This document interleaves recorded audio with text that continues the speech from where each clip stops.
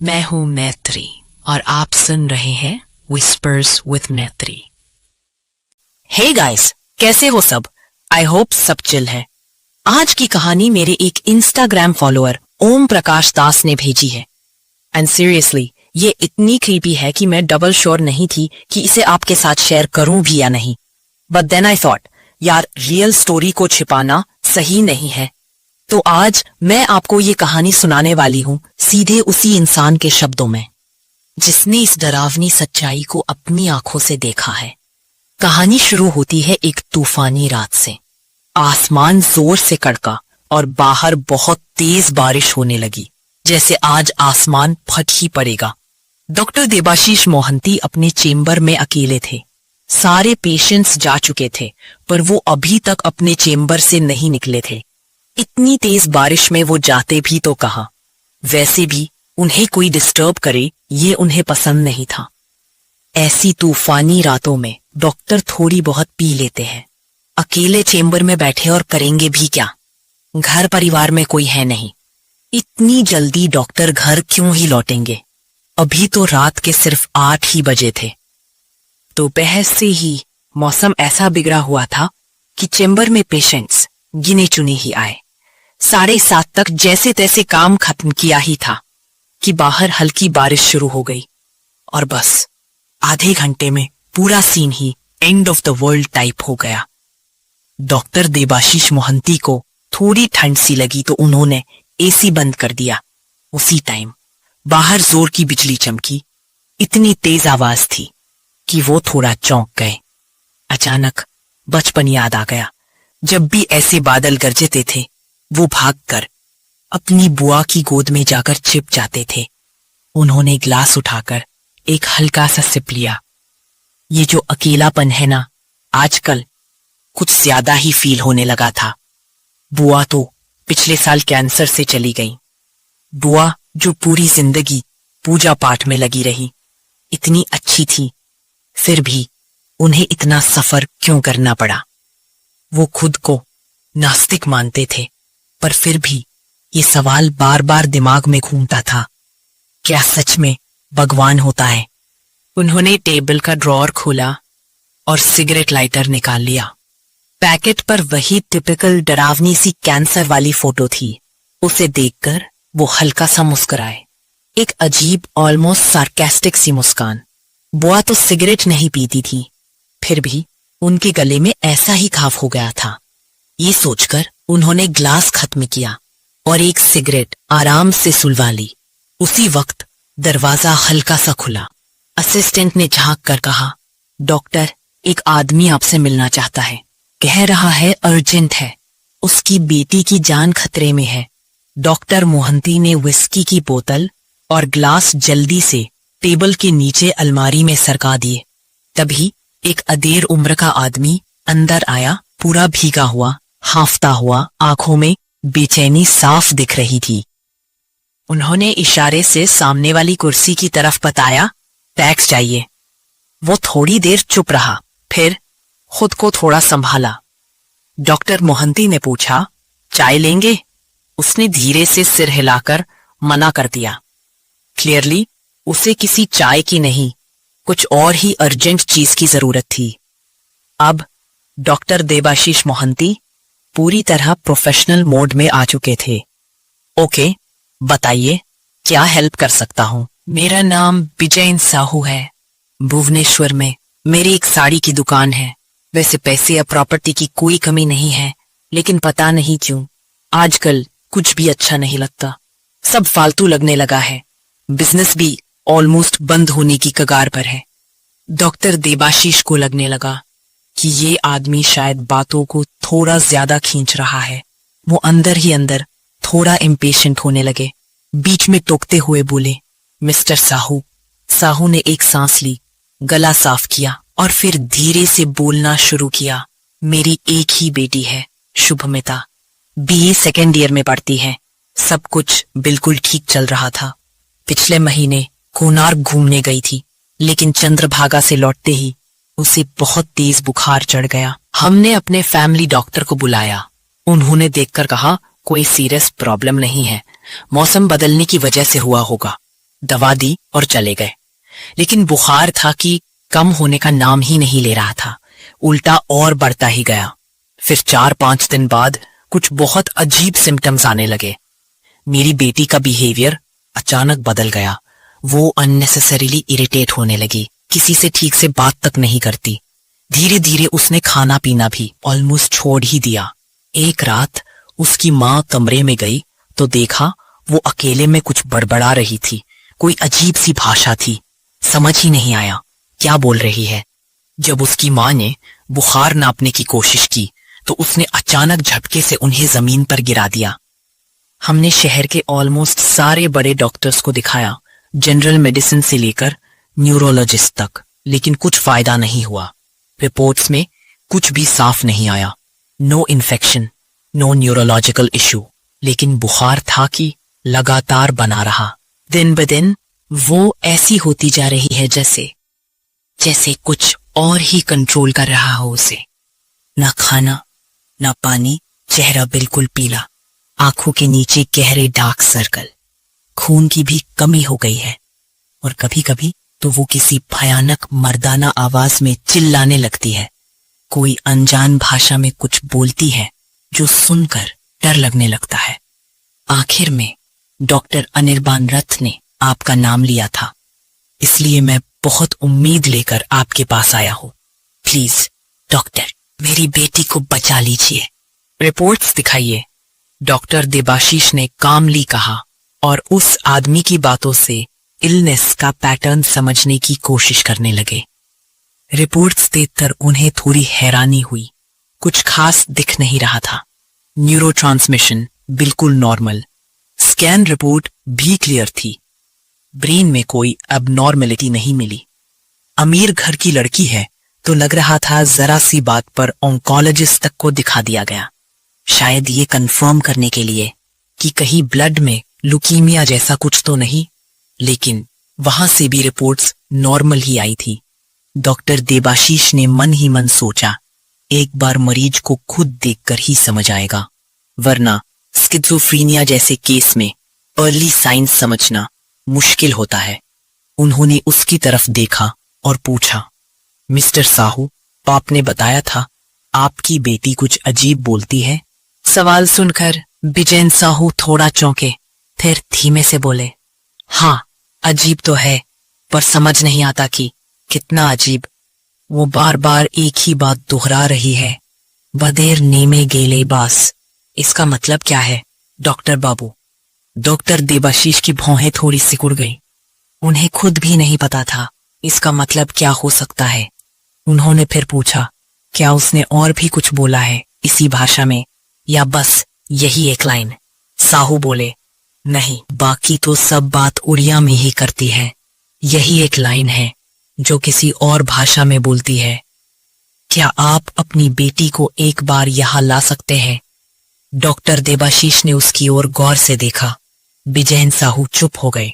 करीब 2 मिनट तक कोई जवाब नहीं आया। डॉक्टर के चेहरे पर अब इरिटेशन साफ दिखने लगी थी।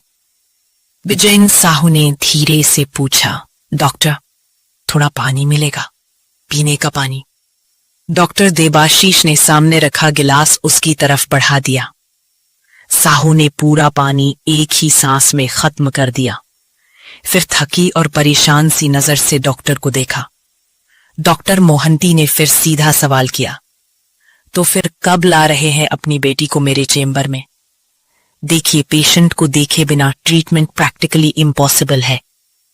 बिजैन साहू ने एक लंबा सांस लिया, जैसे मन ही मन कुछ तय कर रहे हों। फिर धीरे धीरे बोले, डॉक्टर, उसे लाना मुमकिन नहीं है। परसों से उसे रस्सियों से बांधकर खाट से बांध के रखा गया है। मतलब? डॉक्टर ने थोड़ा झुककर पूछा। साहू की आवाज थोड़ी धीमी हो गई। डॉक्टर, जब आप खुद उसे देखेंगे तब समझेंगे, अब छुपाने से क्या फायदा? डॉक्टर देबाशीष की भौहें फिर से सिकुड़ गईं, आंखें थोड़ी संकुचित हो गईं। साहू ने बोलना शुरू किया, हमारे घर में एक 4 साल का लैब्राडोर था, मेरी बेटी ने ही पाला था। उसे बहुत प्यार करती थी, लेकिन जब से वो घूमकर लौटी है वो कुत्ता उसके पास भी नहीं जाता, बस दूर से रोता रहता था। परसों शाम को पता नहीं कैसे वो उसके कमरे में घुस गया। नौकरों ने बताया कि पहले तो कुत्ते की गुर्राहट सुनाई दी, फिर अचानक एक भयानक चीख। सिर्फ 1 मिनट के अंदर सब दौड़ते हुए पहुंचे और जो देखा वो कोई भूल नहीं सकता। मेरी बेटी उस कुत्ते को मार चुकी थी और वो उसके पेट से मांस नोच नोच कर खा रही थी और साथ साथ कुछ बोल रही थी, बस एक ही लाइन, बदेरने में गेले बास। ये सुनते ही देबाशीष का दिमाग एकदम ब्लैंक हो गया और पूरे शरीर में झुरझुरी दौड़ गई। मांस नोच कर खा रही है, ये शब्द किसी हथौड़े की तरह उनके कानों में बजते रहे। ये कोई नॉर्मल मेंटल इलनेस नहीं लग रही थी, कुछ और ही था, समथिंग वे बियॉन्ड क्लिनिकल। अब आप ही बताइए डॉक्टर बाबू, बिजैन साहू की आवाज थरथरा रही थी। मैं उसे आपके पास कैसे लाऊं? नौकर तक एक एक करके भाग गए हैं। प्लीज कुछ कीजिए डॉक्टर बाबू, मेरी बेटी मर जाएगी। बाप होकर अपनी बेटी को यूं धीरे धीरे खत्म होते देखना, बताइए कैसे देखूं? नौकर कहते हैं उस पर किसी शैतान का साया है। मैं अनपढ़ हूं डॉक्टर, लेकिन ये सब मानना नहीं चाहता। डॉक्टर मोहंती ने गहरी सांस लेते हुए कहा, ठीक है, कल दोपहर में राजू से बोल दूंगा सारे अपॉइंटमेंट्स कैंसिल कर दे, मैं खुद आपके घर आ जाऊंगा। फिर उन्होंने थोड़ा संभल कर उसे दिलासा दी, चिंता मत कीजिए mister Sahu, I am here. क्या वो हर मरीज के पिता से ऐसे ही बात करते थे?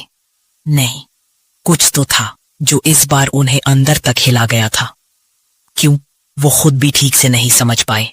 सब वो किसी तरह घर पहुंचना चाहते थे, मानो उनका दिमाग और दिल दोनों जवाब दे चुके हों। वो जिस तरह गाड़ी चला रहे थे वैसे शायद पहले कभी नहीं चलाई थी। एक कुत्ते को तो ऑलमोस्ट टक्कर ही मार दी। घर पहुंचकर उन्होंने तेजी से फ्लैट का दरवाजा बंद किया, अंधेरे में हाथ से टटोलते हुए लाइट ऑन की, लेकिन उस लड़की की चीखें, उसकी अजीब डरावनी आवाज उनके कानों में अब भी गूंज रही थी। उन्होंने आज फोन पर रिकॉर्डिंग ऑन कर रखी थी। क्यों किया था ये वो खुद नहीं जानते। शायद उन्हें कहीं अंदर से लग रहा था कि ये बस एक केस नहीं है। उस लड़की का चेहरा, उसकी कहानी उनके दिमाग में अटक सी गई थी, जैसे ये सब सिर्फ एक डॉक्टर की जिम्मेदारी नहीं बल्कि कोई इंटेंस सा ऑब्सेशन बनता जा रहा था। उसे उस तकलीफ से निकालने का ख्याल अब उन्हें पूरी तरह जकड़ चुका था। आज 10 दिन हो चुके हैं। शुभमिता का इलाज चल रहा है, लेकिन ऑनेस्टली अब तक कोई मेजर इंप्रूवमेंट नहीं दिखा। डॉक्टर देबाशीष के करियर का शायद ये अब तक का सबसे चैलेंजिंग केस बन चुका था। उन्होंने बड़ी मुश्किल से एक स्पेशल मेंटल हेल्थ क्लिनिक में शुभमिता को शिफ्ट करवाया था, बेटर केयर और क्लोज मॉनिटरिंग के लिए। लेकिन 2 रात पहले वहां कुछ ऐसा हुआ जिसने सबको हिला कर रख दिया। घटना शुभमिता के कमरे में हुई थी, इतनी डिस्टर्बिंग कि उसके बाद से क्लिनिक का नाइट गार्ड हो या नर्स, कोई भी रात की ड्यूटी करने को रेडी नहीं है। वो दिन शुक्रवार था, जैसा हर दिन होता है। डॉक्टर देबाशीष रात में चैम्बर से फ्री होकर एक बार उसे देखने जरूर आते थे। नर्सों से अपडेट लेते, पूछते कौन कौन सी मेड्स दी गई, कुछ बदला या नहीं। बदला तो वहीं बैठकर नोट्स बना लेते। उस रात भी वो सीधे शुभमिता के केबिन में गए, लेकिन वहां जाकर थोड़ा रुक गए। खाट खाली थी। वो खुद सहल कर चौंक गए और वार्ड बॉय इधर उधर उसे ढूंढने लगे। आखिर में पता चला वो क्लिनिक के स्टोर रूम में मिली, अंधेरे कोने में फर्श पर बैठी हुई, सिर घुटनों में छिपाए, धीरे धीरे सिसकती हुई। एक वार्ड बॉय डरते डरते आगे बढ़ा। उसने उसे पकड़ने की कोशिश की, लेकिन जैसे ही हाथ बढ़ाया, शुभमिता झटका खाकर पीछे हट गई। उसके चेहरे पर डर साफ साफ दिख रहा था, जैसे कुछ देख लिया हो। जो बाकी किसी ने नहीं देखा।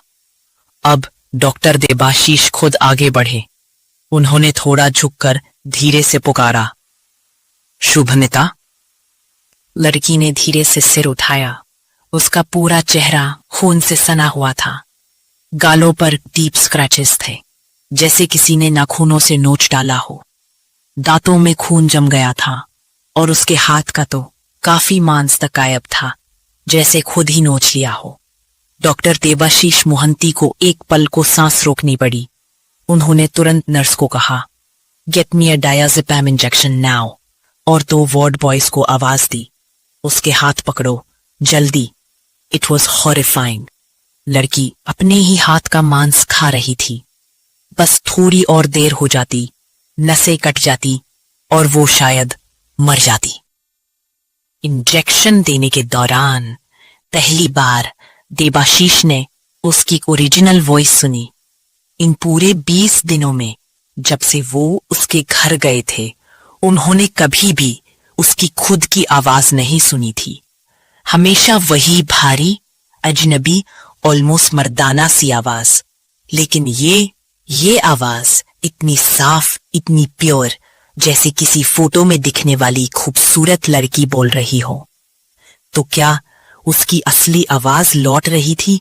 बहुत दूर से, ऑलमोस्ट एको की तरह वो लड़की बोल रही थी, मुझे बचाइए डॉक्टर बाबू, वो मुझे मार डालेगा, प्लीज बचाइए मुझे। देबाशीष ने धीरे से पूछा, शुभमिता, कौन मार डालेगा तुम्हें? उसने होठ हिलाए जैसे कुछ कहने की कोशिश कर रही हो, पर आवाज नहीं निकल पाई। सेडेटिव का असर अब तेज हो रहा था। उसकी पलकें भारी होने लगी, शरीर ढीला पड़ने लगा।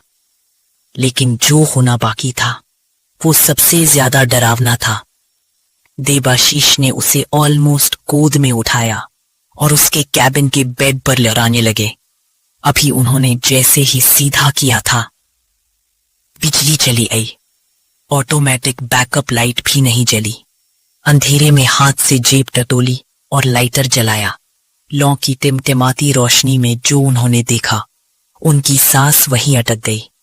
शुभमिता ठीक उनके सामने खड़ी थी, बहुत पास, इतना कि चेहरा ऑलमोस्ट उनके चेहरे से छू रहा था। सांसें उसकी फुसफुसा रही थी, एकदम किसी सांप जैसी। उसकी जीभ थोड़ी बाहर निकली हुई थी, दांतों पर सूखा हुआ खून था और चेहरा एकदम विकृत। उसके हाथ की उंगलियां अजीब एंगल में मुड़ी हुई थीं, जैसी किसी इंसान की नहीं। फिर वो अचानक आगे झपटी और देबाशीष की गर्दन कस के पकड़ ली। शरीर सुन्न होने लगा। उस ग्रिप से छूट पाना मुश्किल था, जैसे किसी औरत ने नहीं, कोई बीस्ट ने पकड़ा हो।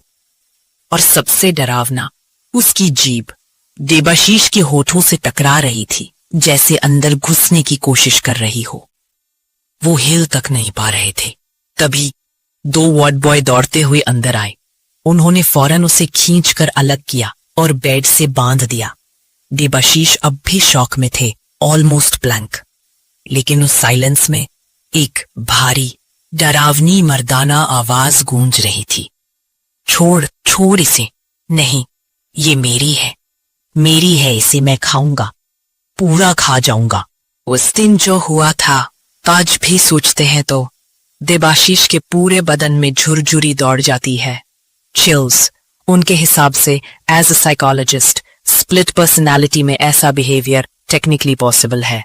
शुभमिता का मेन सेल्फ शायद उस इंटरनल टॉर्चर से बाहर निकलना चाह रहा है, लेकिन जो फोर्स उसके अंदर एक्टिवेट हो चुकी है, वो कुछ और ही बन गई है। कोई अननोन सैडिस्टिक पावर, कुछ ऐसा जो अंदर ही अंदर रॉट करता जा रहा है। लेकिन बात अजीब ये थी कि सैडिज्म यूजुअली किसी बैकग्राउंड ट्रॉमा से ट्रिगर होता है। अब्यूज, नेग्लेक्ट, आइसोलेशन, कोई ना कोई रीजन तो होता है, पर शुभमिता के केस में ऐसा कुछ भी नहीं था। देबाशीष ने उसके मॉम डैड से बात की थी, कजिन से, फ्रेंड से, सबका यही कहना था, वो तो लाइफ से भरपूर लड़की थी, हमेशा हंसने वाली। किसी को क्राइम में देख ले तो वही तुरंत जोक्स मार के हंसा देती। Films, music, dance, that's all she cared about. कभी भी कोई हैवी इमोशनल बैगेज नहीं रहा था उसके पास। और इन्हीं सब बातों के बीच पहली बार देबाशीष के माइंड में एक इंटेंस थॉट आया। थ्योरीज, ये एनालिसिस किस काम के? क्या अपनी बुआ को बचा पाए थे वो? नहीं ना, उन्हें सिर्फ ट्रीटमेंट दिया, कीमो, पेन, और फिर एक दिन वो चली गईं। अब की बार वो ऐसा नहीं होने देंगे। No, not this time. Shubhmita को किसी भी हाल में वो खुद से दूर नहीं जाने देंगे।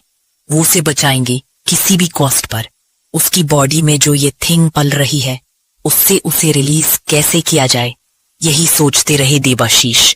और तभी एकदम अचानक उन्हें याद आया डॉक्टर शंभूनाथ पटनायक। पिछली रात राजस्थान में हुई साइकियाट्रिक कॉन्फ्रेंस में उनकी स्पीच पर जबरदस्त तालियां बजी थी। उनका टॉपिक भी बाकी सबसे हटकर था, split personality and demonic possession. कुछ सीनियर डॉक्टर्स ने इसे लेकर हल्का फुल्का मजाक उड़ाया, तो कई लोगों ने जेन्युइनली इम्प्रेस होकर जमकर ताली बजाई। देबाशीष को लगा इस केस पर उनसे बात की जा सकती है। उन्होंने सुना था कि डॉक्टर पटनायक का ट्रीटमेंट स्टाइल थोड़ा अनकन्वेंशनल है। देबाशीष ने पहले ऑनलाइन उन्हें ढूंढने की कोशिश की, लेकिन कुछ खास नहीं मिला। फिर येलो पेज में देखा, वहां भी नो लकी। तब उन्हें समझ आया, जो इंसान खुद की पब्लिसिटी से दूर रहता है, उसे ढूंढना वाकई मुश्किल होता है। आखिर में एक मेडिकल रिप्रेजेंटेटिव की हेल्प से उनका पता चल ही गया। उस लड़के ने उस कॉन्फ्रेंस में आए सारे डॉक्टर्स की डिटेल्स जुटा ली थी। पता चला डॉक्टर शंभूनाथ पटनायक पुरी के स्वर्गद्वार एरिया में जगन्नाथ मंदिर के पास रहते हैं। मनुसेवा मेंटल क्लिनिक, जिसके बाहर बस हल्की सी बारिश हो जाए तो पानी ऐसे भर जाता है जैसे किसी ने नाली के सारे कुस्से खोल दिए हो। और आज तो जैसे बादलों ने कोई पुराना हिसाब बराबर करने की ठानी हो। रोड पर पानी लिटरली कमर तक भर गया है।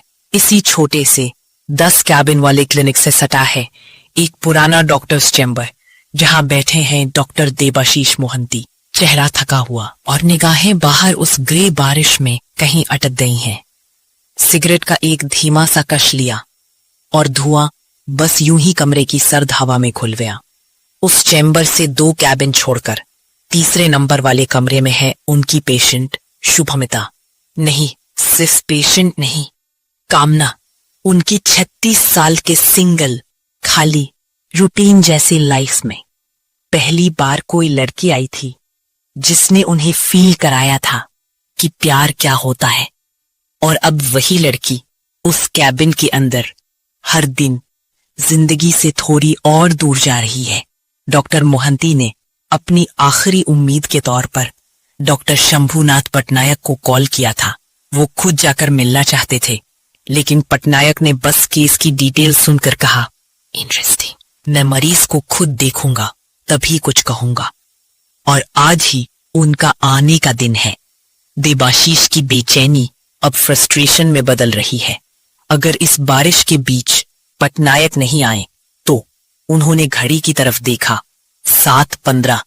डॉक्टर के आने का टाइम था 6 बजे, जो बहुत पहले गुजर चुका है। चेंबर के दरवाजे पर दस्तक हुई। एक भारी रूखी सी आवाज आई, मे आई कम इन? देबाशीष फौरन अपनी सीट से उठे। सामने वही पुराना जाना पहचाना चेहरा, पूरा सिर एकदम क्लीन शेवन, चेहरे पर सफेद दाढ़ी की झाड़ी, डॉक्टर शंभूनाथ पटनायक। उन्होंने उन्हें सामने वाली कुशन कुर्सी पर बैठने का इशारा किया और पास खड़े बॉय को कॉफी लाने को कहा। डॉक्टर पटनायक ने बिना टाइम वेस्ट किए कहा, इतना बिजी होने की जरूरत नहीं है, बस मरीज की रिपोर्ट्स दिखा दो एक बार। देबाशीष ने शुभमिता की फाइल उनकी तरफ बढ़ा दी। कॉफी शायद किचन से उसी वक्त निकली थी, क्योंकि फाइल हाथ में लेते ही सामने सर्व भी कर दी गई। स्माइल के साथ डॉक्टर बोले, डॉक्टर मोहंती बारिश में थोड़ा फंस गया था, I hope you don't mind. Debashish हल्के से हंसे, oh please doctor, it's completely fine. Doctor Patnaik reports को बड़े ध्यान से पढ़ रहे थे, बीच बीच में कॉफी की चुस्की भी लेते जा रहे थे। देबाशीष ने नोट किया। मुश्किल से 2-3 मिनट ही बीते होंगे कि डॉक्टर के माथे पर सोच की लकीरें दिखने लगी। उन्होंने फाइल बंद की, देबाशीष की तरफ देखा और जेब में कुछ तलाशने लगे। शायद सिगरेट। देबाशीष समझ गए और उन्होंने खुद ही सिगरेट का पैकेट बढ़ा दिया। थैंक्स कहकर डॉक्टर ने सिगरेट जलाई। फिर बोले, तुम उम्र में मुझसे काफी छोटे हो, सो आई टॉक कैजुअली, होप तुम बुरा नहीं मानोगे। देबाशीष हल्के से मुस्कुराए। देखो, कुछ तो गड़बड़ है। ब्लड में WBC काउंट बुरी तरह गिर रहा है और पैथोलॉजी रिपोर्ट्स में कोई ढंग का रीजन भी नहीं मिल रहा। लड़की पहले से दवाई ले रही है पर फर्क 0। वो थोड़ी देर रुके फिर बोले, और ये जो दूसरी आवाज में बोलना शुरू किया है वो भी एकदम मर्द जैसी, उसका कुछ तो मीनिंग है, कुछ कनेक्ट कर रहा है अब। फिर वो सीरियस हो गए और फाइल देखकर तो एक बात साफ है, हमारे पास ज्यादा टाइम नहीं है। शी इज गोना डाई सून। मैं उससे खुद बात करना चाहता हूं एक बार। केबिन नंबर 3 में अजीब सी खामोशी थी, जैसे हवा भी कुछ पकड़ के बैठी हो। एक ठंडी सी लहर पूरे कमरे में घूम रही थी, धीमी, ऑलमोस्ट लाइक अ शैडो। लड़की आधे लेटी पड़े अंदाज में दीवार पर एक छिपकली को घूर रही थी, जैसे दिमाग में कुछ डेंजरस चल रहा हो। उसकी आंखों में एक जंगली सी भूख चमक रही थी और वो छिपकली, जैसे उसने भी उसका वाइब पकड़ लिया हो, एक ही जगह पर अटक गई थी, हिल तक नहीं रही थी। लड़की के अंदर से एक अजीब गहरी सी आवाज निकल रही थी, जैसे कोई जानवर गले के अंदर से गुर्रा रहा हो। देबाशीष और डॉक्टर पटनायक धीरे धीरे कमरे में दाखिल हुए। लड़की ने झट से चेहरा घुमाया और देबाशीष को घूरते हुए बोली, छोड़ो मुझे, क्या कर रहे हो यार, क्यों बांधा है मुझे? What the hell is this? खोलो ये डैम रस्सियां, एक बार छोड़ के तो देखो, फिर बताती हूं। देबाशीष एकदम शांत खड़े थे। उसने कुछ कहा नहीं, बस लड़की की तरफ देखते हुए बोला, ये है डॉक्टर शंभुनाथ पटनायक, तुमसे कुछ बात करना चाहते हैं। लड़की की नजर हल्के से बदली, जैसे उस नाम ने कुछ क्लिक किया हो। डॉक्टर पटनायक ने बड़ी सॉफ्ट टोन में पूछा, कैसी हो शुभमिता?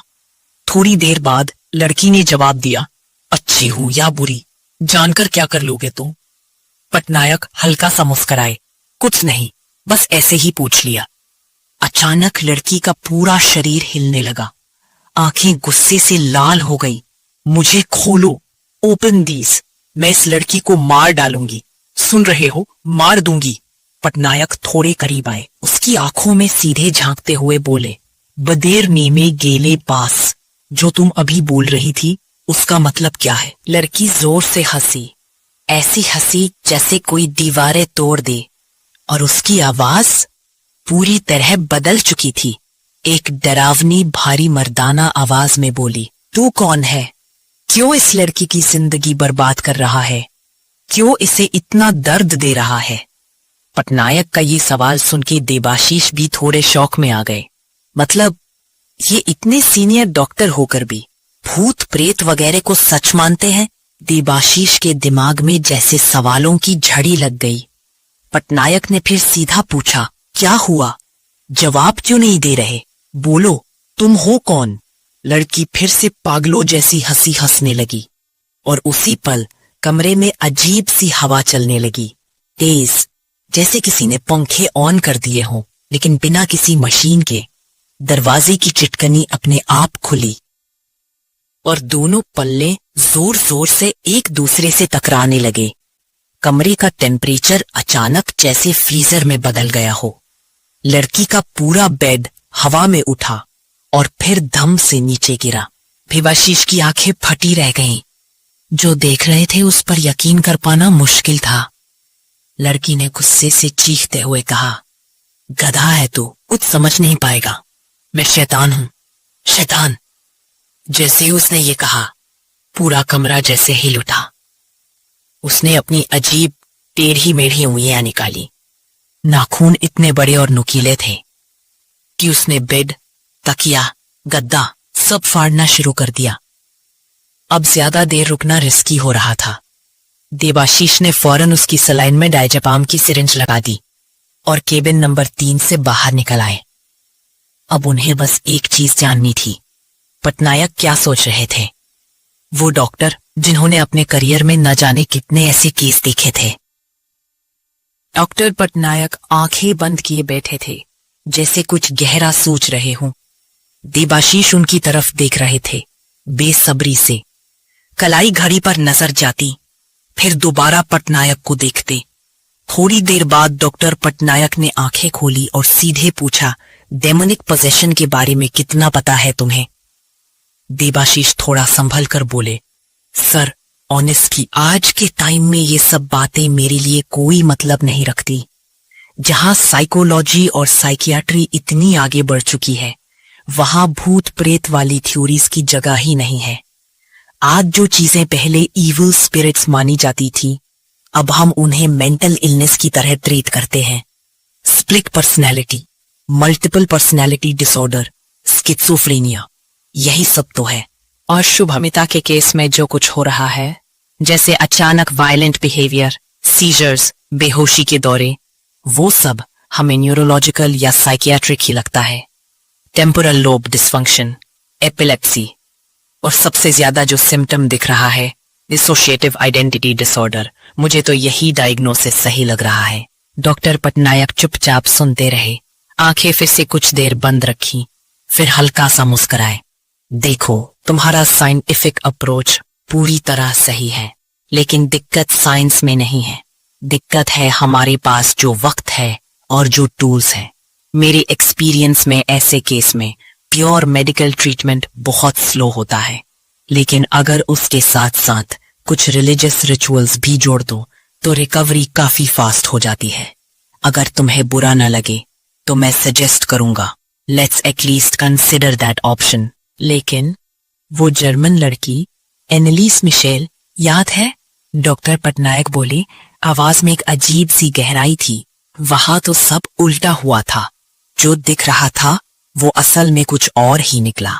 देबाशीष थोड़ी देर चुप रहा, फिर बहुत धीरे से बोला, हाँ आप सही कह रहे हैं, लेकिन सोचिए ना, अगर दोनों चीजें साथ में चले, मतलब ठीक तरह की दवाएं और रिचुअल्स की, तो मरीज के लिए बुरा तो नहीं होगा।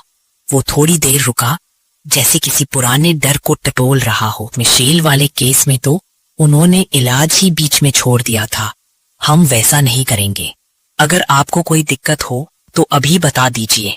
नहीं, मुझे कोई दिक्कत नहीं। डॉक्टर पटनायक की आवाज सीधी थी, लेकिन उसमें एक अलग सुकून भी था। मैं मानता हूँ कि दोनों अप्रोच एक साथ चल सकती है। ठीक है, देबाशीष ने लंबी सांस ली। और हाँ, मेरे साथ दीपक राउत नाम का एक आदमी भी इस केस पर काम करेगा। उसे तंत्र मंत्र की अच्छी समझ है। आपको कोई आपत्ति तो नहीं? देबाशीष कुछ पल उसे देखता रहा, फिर सिर हिलाया। ठीक है, मुझे कोई आपत्ति नहीं। दोनों उठे। डॉक्टर पटनायक ने अपना बैग उठाया। देबाशीष ने दरवाजा खोला। जाते जाते देबाशीष की नजर 3 नंबर कैबिन की तरफ गई। शुभमिता अब भी सो रही थी। उसकी सांसें धीमी थी। दवा का असर दिखने लगा था। बाहर बारिश थम चुकी थी। हवा में थोड़ी ठंडक थी। सड़क पर पानी अब बैठ चुका था। दोनों अपनी अपनी कार में बैठ गए। कल से एक नई लड़ाई शुरू होने वाली थी।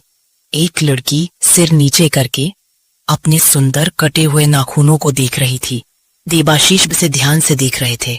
लड़की का नाम देबिना था। वो शुभमिता के साथ कॉलेज में पढ़ती थी और कोणार्क भी दोनों साथ गई थी। आज अचानक दरवाजा जोर से धकेलकर डॉक्टर शंभुनाथ पटनायक बिना इजाजत कमरे में घुस आए। उनके साथ एक छोटे कद का गोरे रंग का आदमी भी था। बाल बिखरे हुए थे।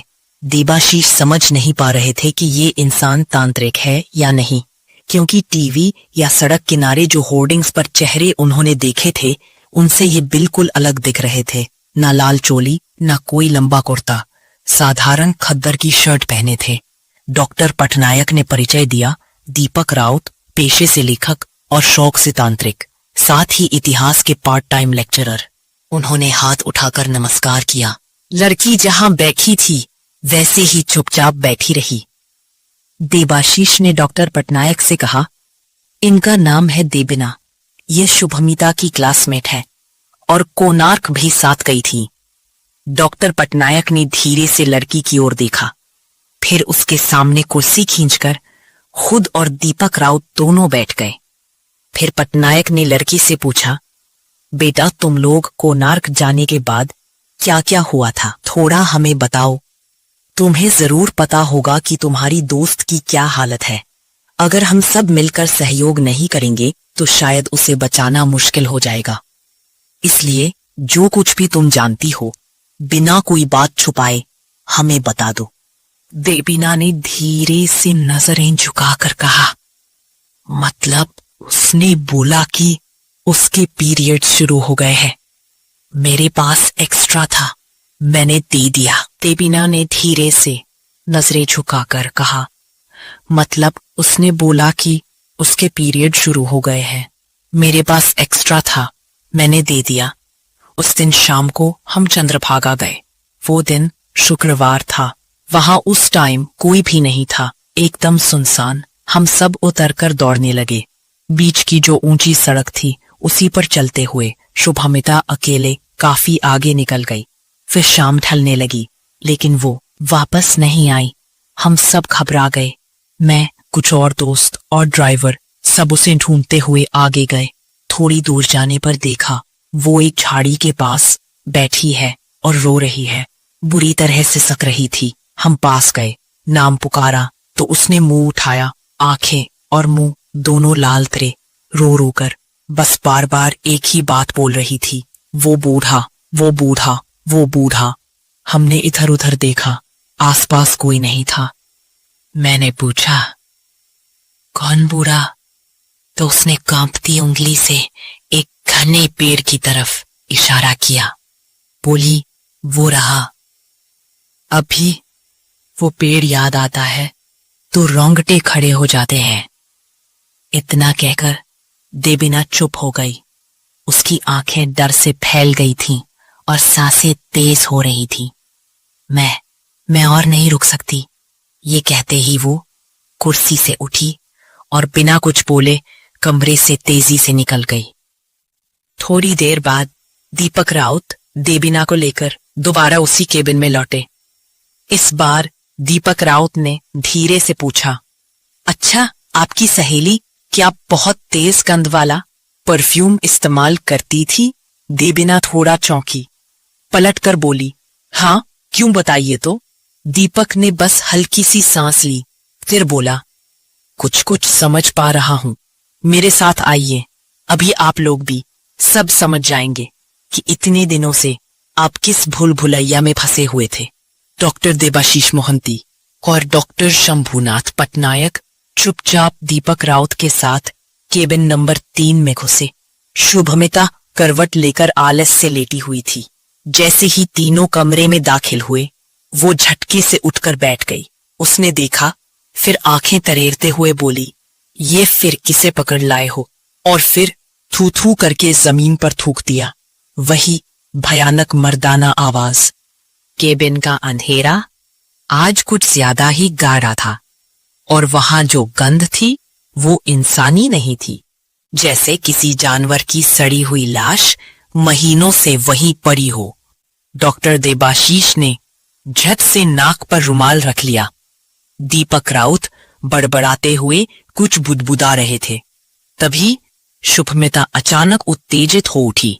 उसकी आंखें फैल गईं और वो चीखी, इसे इस कमरे से बाहर निकालो, नहीं तो मार दूंगा, सबको मार दूंगा। फिर उसने चिल्लाकर कहा, बदेर नेमे गेले बास, बदेर नेमे गेले बास। डॉक्टर पटनायक ने फौरन दीपक से पूछा, ये क्या बोल रही है, कोई विदेशी भाषा है क्या? दीपक राउत बस हल्के से मुस्कुराए, फिर शांत आवाज में बोले, नहीं डॉक्टर, ये कोई विदेशी भाषा नहीं है, ये एकदम साफ ओडिया है। बोल रही है सबको मार दूंगा, बस शब्दों को उल्टा कर रही है। असल में यही तो है बेताल का स्वभाव। डॉक्टर पटनायक और देबाशीष ने एक दूसरे को देखा। आंखों में एक अजीब सी बेचैनी थी। धीरे से दीपक राउत बोले, बालासोर के कुछ पुराने ट्राइब्स हैं, उनके यहाँ ये बेताल टाइप कुछ मान्यता है। जब देबीना बता रही थी ना, तभी कुछ कुछ क्लिक होने लगा था। खासकर जब उसने कहा कि शुभमिता उस दिन किसी बूढ़े की बात सुनकर एक पेड़ की तरफ देखकर डर गई थी, और उस वक्त वो असुरक्षित भी थी, और ऊपर से वो स्ट्रॉन्ग परफ्यूम वाली बात। उन्होंने गहरी सांस ली। बस वहीं से शक शुरू हुआ। अब जब इसे अपनी आंखों से देखा और इसकी उल्टी सीधी बातें सुनी, तो कंफर्म हो गया, यही है बेताल। आवाज में हल्की ठंडक आ गई थी। याद है विक्रम बेताल की कहानी? बेताल हमेशा उल्टी पहेलियों में फंसाता था। बस यही इनका तरीका है, सबको कंफ्यूज करना। एक ठहराव, फिर अचानक उन्होंने कहा, अगर इसे पूरी तरह समझना है तो एक काम करो, जल्दी से आईना लाओ। देबाशीष बिना कुछ पूछे दौड़कर आईना ले आए। दीपक ने वो आईना सीधा शुभमिता के सामने किया, फिर उंगली से उस पर एक त्रिकोण का निशान बना दिया, और तभी शुभमिता अचानक भयानक चीखने लगी, मैं सब खत्म कर दूंगा। पहचानते नहीं मुझे? जानवरों, मुझे नहीं रोक पाओगे। सब मिटा दूंगा। आईने की तरफ देखते ही डॉक्टर देबाशीष मोहंती हैरान रह गए। अपने 5 साल के डॉक्टर जीवन में उन्होंने बहुत कुछ देखा था, लेकिन ये चीज पहली बार देख रहे थे। आईने ने एक दुबला पतला हड्डियों जैसा बूढ़ा आदमी दिख रहा था। वो जोर जोर से चिल्ला रहा था, मुझे छोड़ दो, मुझे छोड़ दो। साथ में गंदी गंदी गालियां भी दे रहा था। कमरा उसकी चीखों से जैसे भूकंप की तरह हिलने लगा। डॉक्टर देबाशीष इंजेक्शन लेकर आगे बढ़े, लेकिन उसने एक झटके में उन्हें जमीन पर पटक दिया। देबाशीष की कोहनी में तेज चोट लगी। डॉक्टर पटनायक ने तुरंत हाइपरटेंशन की गोली मुंह में रखी। मंत्र पढ़ते हुए दीपक राउत उसकी तरफ बढ़ा। शुभमिता और भी जोर से चीख रही थी। दीपक ने अपना दाहिना अंगूठा शुभमिता के माथे पर दबाया। उसके कान से खून बहने लगा। देबाशीष आगे बढ़े, लेकिन दीपक ने उन्हें रोका। शुभमिता थोड़ी शांत पड़ गई। दीपक ने जेब से एक रुद्राक्ष निकाला जो काले धागे में था। आज वो पूरी तरह तैयार थे। वह रुद्राक्ष शुभमिता के गले में पहनाया गया। फिर उन्होंने डॉक्टर देबाशीष से कहा, अब इंजेक्शन दीजिए। तीनों डॉक्टर चैम्बर में बैठे थे। माहौल इतना तनावपूर्ण था कि पिन गिरे तो जैसे बम फटने की आवाज सुनाई दे। दीपक राउत ने धीरे से बात शुरू की, ये बेताल एक तरह का पिशाच है। प्राचीन जमाने से तांत्रिक इसे मारण क्रिया के लिए इस्तेमाल करते आए हैं, खासकर आदिवासी तांत्रिक।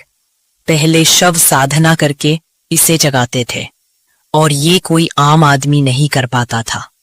इसे अमावस्या की रात, खासकर मंगलवार को साधना करनी पड़ती है। साधक श्मशान में नीम की लकड़ी गाड़कर उस पर बैठ के 8 लाख बार मंत्र जाप करता है और 1000 बार होम करता है। फिर उस लकड़ी से डंडा और पादुका बनाते हैं। दुर्गा अष्टमी की रात फिर श्मशान में जाकर वही लकड़ी गाड़कर उस पर शव रखकर आसन बनाते हैं और 8000 बार मंत्र जाप करते हैं। इसके बाद बलि देते हैं। ये सब खत्म होने पर बेताल भयानक रूप में प्रकट होता है, खाना मांगता है, और उससे पहले साधक को अपना दास बनने का वचन लेना पड़ता है। तभी वो साधक महाशक्तिमान बन जाता है। जो भी तांत्रिक ये नीम की लकड़ी कहीं भी गाड़ता है, वो जगह जड़ से खत्म हो जाती है। मारण खत्म होते ही लकड़ी वापस तांत्रिक के पास आ जाती है। ये बेताल नीम और पुराने बरगद के पेड़ों के पास रहना पसंद करता है और तेज गंध से आकर्षित होता है। इस केस में भी यही हुआ है। रजस्वला लड़कियां थोड़ी कमजोर होती हैं। शुभमिता भी वैसी ही थी और उसने तेज परफ्यूम लगाया था, इसलिए बेताल के लिए वो आसान शिकार बन गई। वो उसके शरीर में किसी मकसद से घुस गया है और वो मकसद पूरा ना हुआ तो उसे मार देगा। मेरा ख्याल है ये किसी को मारने ही आया है। वैसे कल के बाद परसों पूर्णिमा है, उसी दिन मैं उसके अंदर से बेताल को निकाल दूंगा। इतनी देर से सब ध्यान से सुन रहे थे। डॉक्टर देबाशीष मोहंती उन्होंने पूछा, तो फिर इसे कैसे मुक्त करेंगे? दीपक राउत ने कॉन्फिडेंटली कहा, नर्सिंग चक्र से। सुबह से शुभमिता की हालत काफी खराब थी। बार बार खून की उल्टी हो रही थी। पल्स रेट भी मिनट में 20 से ऊपर नहीं जा रहा था। मेडिसिन के डॉक्टर धीरज राय थोड़ी देर पहले आए थे। उन्होंने कहा था कि 24 घंटे तक खींचतान कर मरीज को बचाया जा सकता है, लेकिन ये बहुत मुश्किल है। देबाशीष पूरी फोकस के साथ कोशिश कर रहे थे। एक बार अगर इस केस में कोई मिरेकल हो जाए, लेकिन उन्हें पता था कि साइंस में मिरेकल्स की कोई जगह नहीं होती। बुआ की मौत ने उन्हें बहुत कठोर बना दिया था। इतनी बुरी हालत में भी उनका हाथ भगवान की तरफ नहीं उठ रहा था। रात के 8:30 बजे के करीब शुभमिता को सांस लेने में दिक्कत हुई। उसका शरीर सूजने लगा। देबाशीष ये तकलीफ सह नहीं पाए और बाहर आ गए। बाहर आसमान में चांद निकल चुका था। आज फुल मून था। चांदनी में पूरा शहर नहा रहा था। देबाशीष की आंखों के कोनों में रोशनी की झिलमिलाहट थी। उन्होंने सिर झुकाकर सिगरेट जलाई। तभी देखा, कॉरिडोर के दूसरे छोर से धीरे धीरे दीपक राउत आ रहे थे। उनके पीछे डॉक्टर शंभूनाथ पटनायक थे, मुंह में सिगार लिए हुए। दीपक ने कहा, हाथ में टाइम कम है, चलो अंदर चलते हैं। तीनों ने केबिन का दरवाजा जोर से धकेला और अंदर घुस गए। शुभमिता बेहोशी में बिस्तर पर पड़ी थी। अब उसका शरीर ज्यादा हिल नहीं रहा था। देबाशीष आगे बढ़कर चेक करने लगे। सांस अभी जा रही थी। दीपक राउत ने कहा, मुझे एक आखिरी चांस दीजिए। सिर जोड़ा। मैं उसके बिस्तर को एक घेरे से बांध दूंगा। बेताल स्वभाव से आपको उलझाने की कोशिश करेगा, इसलिए उसकी बातों में मत आना। ये मेरा एकदम सख्त रिक्वेस्ट है। इसके बाद दीपक राउत ने तेज गंध वाली अगरबत्तियों का एक गुच्छा जलाया। जैसे ही धुआं कमरे में फैला, बेहोश शुभमिता अचानक झटके से बिस्तर पर बैठ गई। उसकी आंखें धधक रही थीं। मरने आए हो जानवरों के बच्चे? छोड़ो छोड़ो, वो मर्दाना आवाज में बोली। ए तांत्रिक, तू क्या जानता है मेरी ताकत क्या है? उसने सामने दवा की रैक की ओर देखा और एक पल में वो पूरी तरह टूटकर चकनाचूर हो गई। कांच की शीशियां, बोतलें बिखर गईं। दीपक राउत ने उस तरफ ध्यान दिए बिना मन ही मन मंत्र पढ़ते हुए बिस्तर के चारों ओर चावल के आटे और नींबू के रस से एक घेरा बना दिया। शुभमिता के गले से रुद्राक्ष छिटक कर दूर गिर गया। वो भयानक जोर से हंसने लगी। पूरा कमरा कांप उठा। बार बार कह रही थी, मुझे ठीक करेगा, मुझे गधा कहीं का, अभी सबको खत्म कर दूंगा, सिर उल्टा घुमा दूंगा, छोड़ दे मुझे, छोड़ दे। उस हंसी को सुनकर कोई भी बहादुर इंसान डर जाए। पूरा बिस्तर थर थर कांप रहा था। जहां भी उसकी नजर जाती वहां भयानक तांडव मचा रहता था। दीपक राउत ने कमरे के बीच में भगवान नरसिंह की मूर्ति रखी। उसके सामने सिंदूर और लाल चंदन से यंत्र बनाया था, जिस पर अलग अलग संख्या और निशान बने हुए थे। फिर उन्होंने कहा, मैं 108 बार मंत्र जाप करूंगा और इस लड़की पर फूल डालूंगा। जब तक मैं ये कर रहा हूं, लड़की के बुलाने पर भी कोई पास नहीं आएगा। भगवान नरसिंह की मूर्ति के पास 3 मुखी रुद्राक्ष रखे गए। फिर उन्होंने जाप शुरू किया। मंत्र काफी लंबा था। एक एक मंत्र पढ़ते हुए दीपक राउत शुभमिता की ओर मुंह करके फूंक मार रहा था और वहीं शुभमिता लगातार गंदी गंदी गालियां दे रही थी, थूक फेंक रही थी, बीच बीच में जोर जोर से चीख रही थी और अपनी आंखों से ही पूरा कमरा तहस नहस कर रही थी। अचानक देबाशीष ने सुना शुभमिता करुण स्वर में उन्हें पुकार रही है, doctor babu, please please doctor babu, इस बदमाश आदमी से मुझे बचाइए। आप मैं आपको दूंगी, प्लीज प्लीज, बचाइए बचाइए। देबाशीष आगे नहीं बढ़े। उन्हें पता था ये सब माया है। पहले ही सावधान किया गया था। अगले ही पल वही मर्दाना आवाज फिर गूंजी, क्यों रे, लड़की को नहीं बचाया? तू इसे इतना प्यार करता है, इसके लिए रोया है? फिर वो कान फाड़ देने वाली हंसी से पूरा कमरा गूंज उठा। पिशाच जीव निकालकर गंदे इशारे करने लगा। डर के मारे क्लिनिक में कोई भी उस तरफ आने की हिम्मत नहीं कर रहा था। रात बढ़ती गई और पिशाच का भयानक तांडव चलता रहा। सुबह करीब 4 बजे लाल गुड़हल और चंदन भगवान नरसिंह को अर्पित किया गया। फिर दीपक राउत ने लाल चंदन पीसकर गुड़हल को मसलकर शुभमिता के सिर पर रखा। उसी वक्त एक घटना हुई। पिशाच ने देबाशीष से पूछा, क्यों रे डॉक्टर, इस लड़की को नहीं बचाया? अपनी बुआ को बचाएगा तो?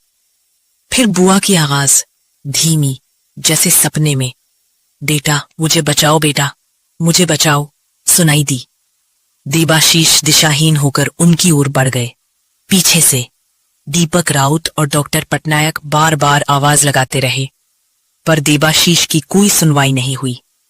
खतरा महसूस कर डॉक्टर पटनायक उनके बीच में कूद पड़े। सिर्फ एक कड़क की आवाज हुई और डॉक्टर पटनायक की एक चीख निकल गई। वो शैतान एक झटके में उनका हाथ पकड़कर मरोड़ गया। कड़क की आवाज के साथ उनका हाथ 2 हिस्सों में टूट चुका था। दीपक राउत दौड़े और वह फूल शुभमिता के सिर पर रख दिया। वह चीखने लगी, मुझे छोड़ दे, मुझे छोड़ दे, मैं चली जाऊंगी, मुझे छोड़ दे। दीपक राउत ने सीधे पूछा, तू कौन है? शुभमिता की भयानक आवाज में धीमे धीमे बोला, मैं बेताल हूं, मैं बेताल हूं। दीपक ने फिर कहा, तो बताओ तू क्या चाहता है? इस लड़की को तकलीफ क्यों दी? बेताल ने जवाब दिया, मुझे एक तांत्रिक ने बुलाया है कालू दास नाम के आदमी को मारने के लिए। तो फिर ये लड़की क्यों पकड़ी? लड़की बहुत सुंदर है और उसके शरीर में रहना आसान था, इसलिए पकड़ा। लेकिन अभी मैं चला जाऊंगा, भरोसा करो। तभी अचानक एक काली बिल्ली खिड़की का कांच तोड़कर बाहर निकल गई। शुभमिता अचानक ढीली पड़ गई। देबाशीष तुरंत उसके पास दौड़े, कलाई पर उंगली रखी। पल्स रेट बेहतर था। उन्होंने दीपक की तरफ देखा जो धीरे से मुस्कुरा रहे थे। फिर दीपक ने शुभमिता के गले में रुद्राक्ष पहना दिया और बोले, लीजिए, आपका मरीज ठीक है। इसे ये रुद्राक्ष गले से कभी न उतारना और कमरे में भगवान नरसिंह की मूर्ति हमेशा रखिए। अब जरा डॉक्टर पटनायक को देखिए। देबाशीष बाहर जाकर फर्स्ट एड लेकर आए। उनके चेहरे पर डॉक्टर पटनायक के लिए चिंता थी, लेकिन साथ ही एक खुशियों भरा एहसास थी। उन्होंने आसमान की तरफ देखते हुए माथा सहलाया। भगवान सच में है जो सब कुछ देख रहा है। आज देबाशीष की जिंदगी में एक नया मोड़ आने वाला था, इसलिए उनकी खुशी का कोई ठिकाना नहीं था। वो लगातार हंस रहे थे और एक शख्स और भी खुश था, शुभमिता। आज उनकी शादी थी। उस बुरी घटना को 6 महीने हो चुके थे। वर पक्ष से डॉक्टर शंभूनाथ पटनायक कर्ता धर्ता बनकर आए थे। सारू कॉटन्स के मालिक की बेटी की शादी थी तो बड़ा आयोजन था। उस शापित घटना के 1 महीने के अंदर ही देबाशीष और शुभमिता एक दूसरे के प्यार में पड़ गए। वो जो कहते हैं जबरदस्त प्यार। देबाशीष की अकेली जिंदगी में शुभमिता चांद की रोशनी लेकर आई थी और उसने भी इस बेघर डॉक्टर में एक असाधारण जिम्मेदार प्रेमी पाया था। बारात आई। विजयन साहू ने खुशी के आंसू बहाते हुए कन्यादान किया। आज वो भी बहुत खुश थे क्योंकि हजारों में भी उन्हें देबाशीष जैसा दामाद नहीं मिलता। इस इंसान ने उनकी बेटी को ठीक करने के लिए सब कुछ किया था। हाथ हिलाने में अभी थोड़ी तकलीफ होती थी, लेकिन डॉक्टर पटनायक के हाथ की हालत अब काफी बेहतर थी। वो सिगार मुंह में, धोती कुर्ता पहने, सफेद दाढ़ी के साथ पूरे घर में घूम रहे थे। सब सेटल होते होते रात का 1 बज चुका था। दिन भर की भागदौड़ के बाद घर के लोग थक कर बस थोड़ा रेस्ट कर रहे थे। शुभमिता धीरे धीरे अपने सुहागरात वाले कमरे में दाखिल हुई। अब कमरे में सिर्फ देबाशीष था। वो आकर एकदम उसके पास बैठ गई। देबाशीष ने उसे हल्के से खींचकर अपनी बाहों में ले लिया और उसके माथे पर एक सॉफ्ट सा किस दिया। शुभमिता ने आंखें बंद कर ली। वो शांत सी, बिल्कुल पीसफुल लग रही थी। देबाशीष ने धीरे से अपने होंठ उसके होठों के पास लाने ही चाहे थे कि शुभमिता ने अचानक प्लेफुल अंदाज में उसकी छाती पर हल्का सा थप्पड़ मारा। तुम बहुत असभ्य हो, वो मुस्कुराकर बोली। देबाशीष हंस पड़ा धीरे से। कुछ देर की खामोशी के बाद शुभमिता ने फिर पूछा, अच्छा, इन सब दिनों में तुमने मुझे ठीक से बताया ही नहीं कि मुझे हुआ क्या था।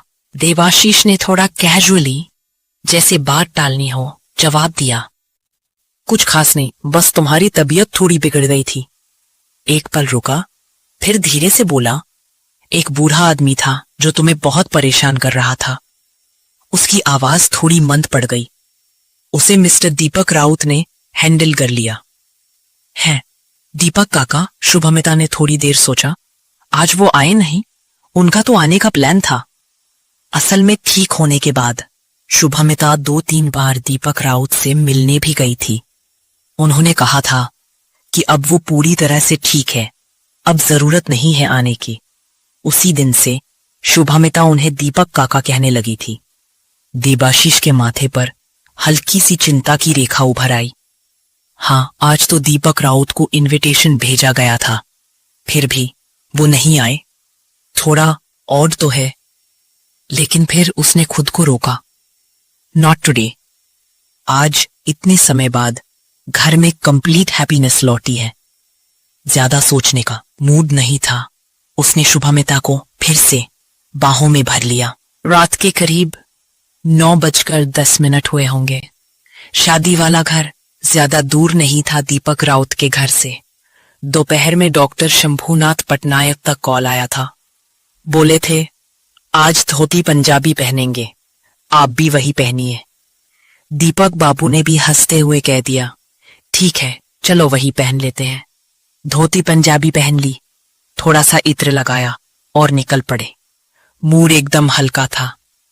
धोती का पल्लू हाथ में था और चेहरे पर वो धीमी सी मुस्कान। मन में बस एक ही बात घूम रही थी, जिस लड़की की मैंने कभी जान बचाई थी, आज उसकी शादी है। भगवान उसे हमेशा खुश रखे। बाजार के पास आए तो थोड़ा अजीब लगा। इतनी रात भी नहीं थी, फिर भी पूरा इलाका सुनसान। दूर कहीं एक कुत्ता रो रहा था और रिक्शा स्टैंड पूरी तरह खाली। कोई चारा नहीं था तो पैदल ही चल पड़े। रास्ते में एक पुराना बरगद का पेड़ आता है। उसके ठीक बाद एक छोटा सा शॉर्टकट है जो सीधे मेन रोड तक जाता है। दीपक ने सोचा, चलो वही पकड़ लेते हैं, जल्दी पहुंच जाऊंगा। घड़ी देखी तो 9:30 बज रहे थे। बरगद के पास पहुंचे ही थे कि एक ठंडी हवा का झोंका आया। बिल्कुल अच्छा लगा। दिन भर की गर्मी के बाद थोड़ा रिलीफ मिला। लेकिन तभी अचानक नजर ऊपर गई और दिल जैसे एक पल के लिए रुक गया। वो कोई आदमी था? नहीं, आदमी तो बिल्कुल भी नहीं था। एक बूढ़ा पेड़ से उल्टा लटका हुआ, पूरा जिस्म हड्डियों से बना हुआ लग रहा था, ऑलमोस्ट लाइक ए स्केलेटन। एक कतरा मांस नहीं था उसके बदन पर और आंखें जलती हुई जैसे किसी जंगली जानवर की। बाल बिखरे हुए, उलझे हुए, मुंह से लार टपक रही थी। वो बेताल था। दीपक राउत को समझ आ गया, अब तो गया मामला। सारा भरोसा उसी 3 मुखी नरसिंह रुद्राक्ष पर था जो उन्होंने कुछ दिन पहले उस लड़की को दे दिया था। अब कुछ नहीं था उनके पास, एक भी चीज नहीं जो बचा सके। और सामने जो खड़ा था, उसके सामने तो कोई कुछ भी नहीं। उन्होंने उसकी राह काटी थी और बेताल एक चीज कभी नहीं करता, माफ। 1 सेकंड में वो झपटा। दीपक ने बिना सोचे दौड़ लगाई, लेकिन शायद भागना किस्मत में लिखा ही नहीं था। एक पत्थर से टकराए, सीधे जमीन पर गिरे। मुंह से बस निकला, बेताल। और अगले ही पल उस बूढ़े ने उनका सिर उल्टी दिशा में घुमा दिया। शिकार कोई और था शायद, लेकिन बेताल वो कभी अधूरा बदला नहीं छोड़ता। तो दोस्तों, आज की ये कहानी आपको कैसी लगी? क्या दीपक राउत की मौत सच में कोई सिंपल एक्सीडेंट थी, या फिर ये वो बेताल का डरावना बदला था जो अब तक छुपा हुआ था? आपकी राय हमारे लिए बहुत इंपॉर्टेंट है, तो नीचे कमेंट करके जरूर बताइए। फिर मिलेंगे अगले एपिसोड में विस्पर्स विद मैत्री के साथ एक और दिल दहला देने वाली स्पाइन चिलिंग कहानी लेकर। तब तक सावधान रहिए और अपने आसपास के अंधेरे को कभी मत भूलिएगा, क्योंकि कभी कभी असली डर तो उस साइलेंस के पीछे छुपा होता है। अपना ख्याल रखिएगा और रात को कहीं भी अकेले मत जाइए।